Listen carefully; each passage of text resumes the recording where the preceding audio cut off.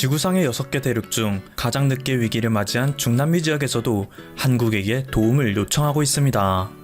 지난 20일 아르헨티나 현지 언론에 따르면 한국과 아르헨티나 정부 관계자들이 화상회의를 거쳐 이번 사태에 대한 대응법을 공유했다고 하는데요. 이것은 아르헨티나 정부에서 한국 측에 먼저 요청한 것으로 자기진단 등 어플을 이용한 솔루션에 크게 관심을 갖고 있으며 아직 확산 초기이기에 한국의 모델을 도입하여 확실하게 통제하고자 하는 의지를 드러냈다고 합니다. 멕시코 역시 한국식 대응 도입에 적극적인 태도를 보였습니다. 할리스코 주연방 하원 의원인 토나티의 의원은 한국 대사관을 통하여 한국의 대응 능력은 놀랍다, 정보를 공유해주길 바란다 라는 의지를 밝혔다고 하죠. 한편 세계적인 베스트셀러 사피엔스, 유인원에서 사이보그까지의 작가이자 이스라엘의 역사학 교수인 유발 노아 하라리가 지난 20일 파이낸셜 타임즈에 기고한 글이 화제가 되고 있습니다. 그는 현 사태가 인류의 역사에서 매우 중요한 변곡점이 될 것이라고 하는데요. 지금부터 그 내용을 소개해드리겠습니다. 우선 그는 현재 인류가 맞닥뜨리고 있는 글로벌 위기가 지금 세대가 겪는 최대의 위기가 될 수 있다고 합니다. 그리고 지금부터 정부와 기계인이 내리는 선택에 따라 앞으로의 세계가 결정될 것이라고 하는데요. 단순히 보건에 국한되지 않고 경제와 정치 그리고 문화를 바꿀 것이라고 하죠. 역사가 늘 우리에게 증명했듯이 지금 사태에서 이루어지는 모든 긴급 처방은 천천히 이루어지던 모든 역사적 과정을 가속화시킬 것이라고 합니다. 평소라면 수년간의 심의를 거쳐야 했던 결정들이 긴급 상황이라는 명분 하에 몇 시간 만에 이루어지죠. 아무것도 하지 않은 것보다는 낫다는 미명 아래 성숙되지 못하고 위험할 수도 있는 기술이 바로 도입됩니다. 한 국가 전체가 사회적 실험을 위한 피실험체가 될 수도 있죠.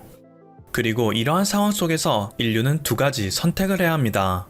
첫째는 전체주의적인 감시체제와 시민적 역량 강화 사이의 선택. 둘째는 민족주의적 고립과 글로벌 연대 사이에서의 선택. 과거 소련의 사회주의가 매우 강력한 힘을 지녔을 때조차 사람들을 감시하는 것이 주임무였던 KGB가 2억 4천만 명의 인민들을 24시간 감시하는 것은 불가능했습니다. 하지만 현재는 기술의 발달로 인해 그 모든 것이 가능해지고 있죠. 가장 돋보이는 것은 역시 중국입니다. 그들은 수많은 CCTV와 스마트폰을 통해 개인의 일거수일투족을 감시합니다. 체온을 재고 건강 상태를 보고하는 것을 강제화함으로써 중국은 신속한 통제가 가능했죠. 과거에는 근접 감시에 불과했던 것이 이제는 밀착 감시로 진화했기에 가능한 것이죠. 만약 이 모델이 가장 효율적이고 성공적인 것으로 판명된다면 앞으로 세계는 점점 중앙정부의 감시체제를 정당화할 것입니다. 이게 가장 무서운 점인데요. 과학으로는 도저히 정복할 수 없을 것이라고 여겨졌던 분노와 기쁨, 지루함과 사랑 등의 감정조차 현 시대에 이르러서는 단지 감기나 발열처럼 생물학적 현상 중 하나에 불과하다는 사실이 밝혀지고 있기 때문입니다. 정부가 우리의 생체 정보를 대량으로 수집하는 것이 당연해진다면 그들은 우리가 스스로를 아는 것 이상으로 우리를 더 잘 알 수 있게 됩니다. 우리의 감정을 예측할 수도 있을 것이고 조작할 수도 있을 테죠. 일각에서는 아주 긴급한 위기 상황에서만 일시적으로 사용하면 되지 않느냐 라고 되물을 수도 있을 테지만 그건 사실상 불가능하다고 합니다. 이미 역사가 증명했듯이 급격한 사회적 변화가 이끌어낸 기술의 발달과 인식의 변화는 이후 세계에서 당연시 여겨지니까요. 사람들에게 건강과 개인정보 중 무엇을 택할 것인가 라고 물어보면 대부분 건강을 택할 것이 당연하기에 이러한 전체주의적 감시체제는 우리에게 자연스럽게 스며들어 알게 모르게 모든 행위를 정당화시켜 나갈 것이라고 하죠. 이는 곧 세계의 미래가 자유민주주의를 버리고 사회주의, 전체주의의 흐름으로 변모되는 무서운 결과를 낳을 수도 있다는 의미입니다. 하지만 다행히도 이것을 막을 수 있는 방법이 있다고 합니다. 사람들은 건강과 개인정보를 모두 누릴 수 있는 권리가 있으며 그것은 시민적 역량 강화를 통해서 가능하다고 하는데요. 최근 위기에 대응하는데 가장 성공적이었던 한국, 대만, 그리고 싱가포르를 통해 그것을 배울 수 있다고 하죠. 이들 국가들 또한 추적을 위한 시스템을 적극 활용하였지만 그것보다 중요하게 여긴 것이 폭넓은 테스트, 투명한 정보 공개, 그리고 시민들의 자발적 참여였습니다. 사람들의 협조를 이끌어내는데 중앙 집권적 감시와 무서운 처벌만이 만능은 아닙니다. 그저 사람들에게 과학적인 팩트를 제공하면 사람들은 정부에게 신뢰를 보낼 것이죠. 빅브라더의 감시 없이도 시민들이 올바른 선택을 할 수 있는 겁니다. 스스로 이익을 알고 정보를 숙지하는 시민들은 무지하게 감시받는 대중보다 훨씬 강력하고 효율적이죠. 당장 수많은 병을 예방하는 행위인 손으로 비누 씻기도 마찬가지입니다. 우리는 비누 경찰이 들이닥칠 것을 염려하여 비누로 손을 깨끗이 씻는 것이 아닙니다. 바이러스와 세균이 존재함을 알고 이것이 병을 일으킨다는 것을 알기에 오늘도 수억 명의 사람들은 매일 비누로 손을 깨끗이 씻는 것이죠. 두 번째 중요한 선택은 민족주의적 고립과 글로벌 연대 사이에서의 선택입니다. 현재 발생하는 경제 위기가 무엇보다 증폭되는 이유는 이미 형성되어 있는 글로벌 밸류 체인에 큰 타격이 될 것으로 예상되기 때문입니다. 때문에 이것을 해결하기 위한 가장 좋은 방법은 글로벌 공조입니다. 중국은 처음에 오직 은폐를 통해서 그것을 저지하였지만 이후 한국에서는 자국에서 수많은 데이터를 쌓아 전 세계에 그것을 투명하게 공개하였습니다. 그리고 현재 세계의 수많은 국가들은 한국 정부로부터 각종 정책을 수립할 수 있는 조언을 구하고 있죠. 국가들은 현재 벌어지고 있는 모든 사태에 대한 정보를 투명하게 공유할 필요가 있고 겸손하게 조언을 구할 필요가 있습니다. 그리고 주고받는 데이터를 신뢰할 수 있어야 하고 교훈을 얻을 수 있어야 하죠. 또한 세계 각지에 불평등하게 분배되어 있고 생산되고 있는 모든 의료 물자를 글로벌 차원에서 생산하고 배분할 수 있어야 합니다. 특히 테스트기와 호흡기 관련 물자가 중요하죠. 현재 중국이 마스크를 무기로 미국에게 고지를 점령하려는 태도보다 하루라도 빨리 그들의 노하우가 담긴 키트를 수출하려고 하는 한국과도 같은 국가의 태도를 본받아야 한다는 것이죠. 전쟁이 발생했을 시 국가들이 전략 사업을 국유화하는 것과 마찬가지로 현재 위기를 전쟁의 적으로 여겨 이것에 대항하기 위한 모든 물자를 인류화할 필요가 있습니다. 부유한 국가는 가난한 국가에게 물자를 지원하고 피해가 적은 국가는 타국의 의료진을 파견함으로써 사람들을 구할 뿐 아니라 귀중한 경험을 얻을 수 있죠. 그리고 결국 추후 자국에 또 다른 피해가 발생했을 때 다른 국가들이 자국을 도울 것이라는 확신이 생기는 것입니다. 경제전선에서 또한 글로벌 협력이 필수적입니다. 현재 국가들이 자기만 살자고 타국을 고려하지 않고 행동한다면 글로벌 밸류 체인의 특성상 더 큰 혼란과 위기를 초래할 뿐이죠. 과학자, 의사, 기자, 정치인, 기업인들은 지속적으로 국경을 왕래하며 교류해야 합니다. 때문에 최소한의 국경은 개방하는 것이 옳은 선택이라고 할 수 있죠. 하지만 이들 간에도 자발적인 감시 체제와 신뢰는 중요하기에 여행자들은 자신의 동선을 스스로 스크리닝하고 보고하는 체제를 마련하는 것이 옳죠. 여기서 또다시 한국의 어플 활용을 본받을 수 있을 것으로 보입니다. 이것만 상호 신뢰를 통해 제대로 확립이 된다면 이들을 받아들이는 국가 역시 안심하고 수용할 수 있습니다. 2008년과 2014년 위기 당시 미국은 스스로 글로벌 리더의 역할을 자임했습니다. 하지만 현재 미국 정부는 미국의 위대함만을 강조하며 인류 전체의 미래는 다소 간과하는 행동을 보이고 있죠.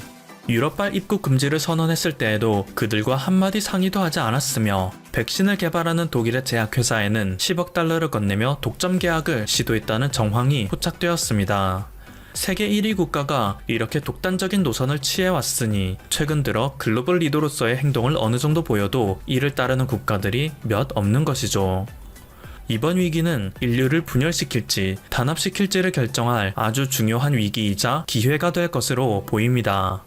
만약 우리가 분열을 선택한다면 위기는 더욱 장기화될 것이며 다가오는 미래에 더 큰 재앙을 맞이할 것이지만 단합을 택한다면 인류는 이번 사태에 대한 승리를 거두는 것뿐 아니라 21세기의 모든 전염병을 상대로 승리를 했다는 성과를 보게 될 것입니다.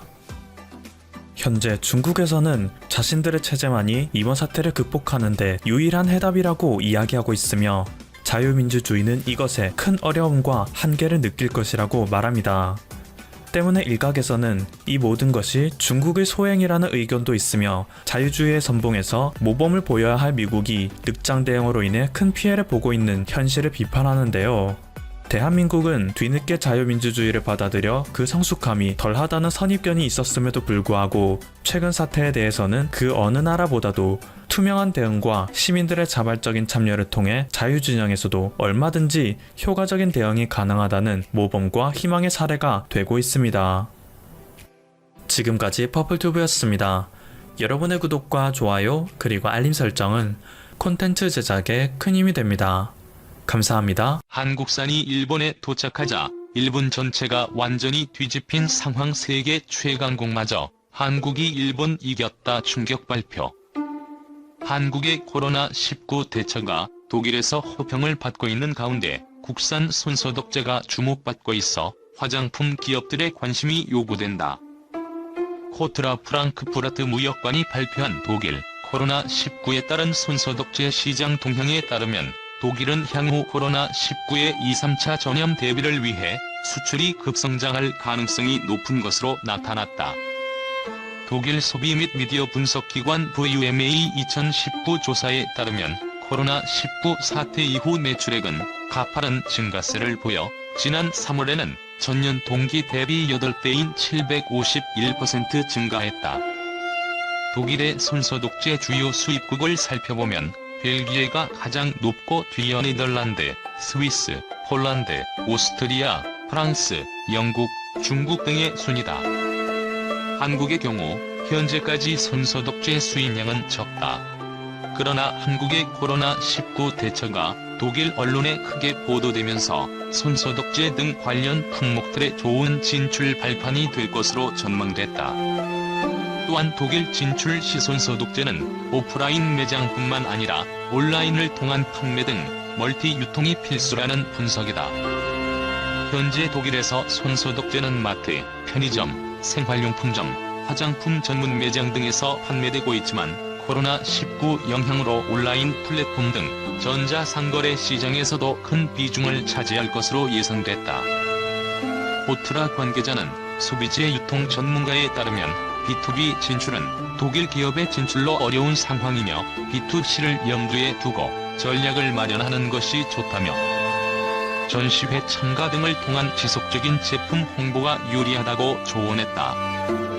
이어 그는 손소독제의 포장이나 안내 설명서 등이 독일어로 작성돼야 한다며 휴대성이 좋은 50ml 제품에 가방용 고리를 부착한 형태와 향을 가미한 제품은 높은 가격대 형성이 가능하다고 밝혔다. 한국이 코로나 바이러스 감염증을 극복한 방역 모범 국가로 각광받으면서 국산 위생 제품의 수출이 큰 폭으로 늘어났다. 위생업계는 신제품 개발과 생산 확대에 적극 나서고 있다. 20일 한국무역협회에 따르면 소독제의 올해 1분기 수출액은 1,800만 달러로 전년 동기 대비 870.5% 증가했다. 공기청정기와 비데 수출도 각각 100만 달러로 전년 동기 대비 178.5%, 117.0% 증가했다. 수출 증가는 외신이 한국을 코로나 방역 모델로 꼽으면서 자연스럽게 한국산 위생 제품이 관심을 끌었기 때문으로 분석된다. 국내 첫 확진자가 나온 지난 1월 20일부터 지난달 28일까지 100일간 외신은 한국의 코로나 대처에 대해 총 5,589건을 보도했다. 영국 BBC는 한국이 가장 성공한 사례라고 했고 미국 월스트리트 저널은 한국은 급속도로 확산되는 코로나로 허를 찔린 나라들의 초기 대응을 위한 좋은 본보기라고 소개했다. 국내 기업들도 이런 기회를 놓치지 않고 있다. 코스닥 상장사인 한국테크놀로지는 지난달 30ml 손소독제 100만 개를 미국에 수출한 데 이어 총 3천만 개를 미국에 공급하겠다고 밝혔다. 화장품 제조 판매사인 스킨앤스킨은 손소독제 7개를 미국 FDA에 등록해 수출을 준비하고 있으며 종합제지회사 깨끗한 나라는 물티슈와 두루마리 화장지 등 위생 제품을 앞세워 싱가포르에 진출했다. 일찌감치 미국에 진출했던 코오이도 비대면 공기청정기 서비스로 해외에서 입지를 다지고 있다. 아마존의 인공지능 비서 알렉사와 연동해 필터 교체 시기에 맞춰 자동으로 새로운 필터를 보내주는 서비스를 제공하는 것이다. 호웨이 관계자는 고객이 필터 교체 날짜를 체크해 직접 구매하는 수고를 덜 수 있다며 이전부터 인기가 있었지만 코로나 시대에 더욱 적합한 제품이라고 했다. 생활가전업체 콜로노비타도 감전이나 고장 걱정 없이 물청소가 가능한 방수 비데 BDC-DO 11렌을 출시했다. 앞으로 비데의 살균과 향균 기능에 초점을 맞춰 미국과 중국, 일본 등 해외 시장에 진출할 계획이다.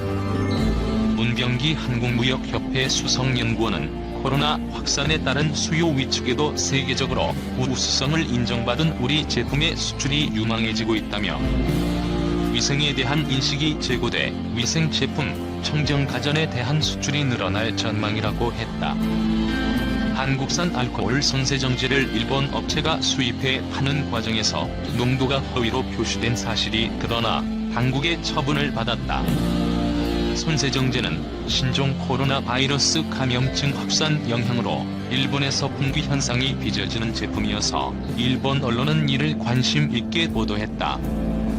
교도통신 등에 따르면 일본 소비자청은 19일 실제 알코올 농도가 5에서 30%이지만 71%로 표시된 제품을 판매한 도쿄 소재 화장품 수입업체 메이플라워에 재발 방지 명령을 내렸다.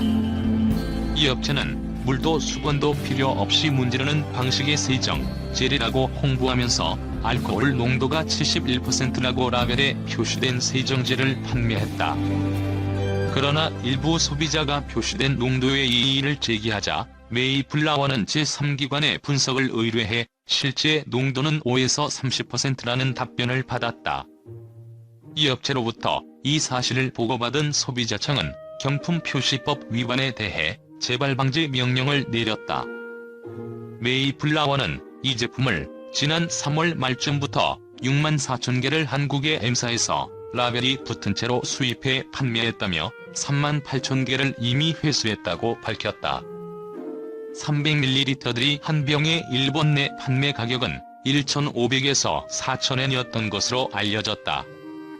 이 업체 사장은 코로나 바이러스 감염 확산으로 세정제에 대한 관심이 높을 때 한국의 데이터를 믿고 수입했다.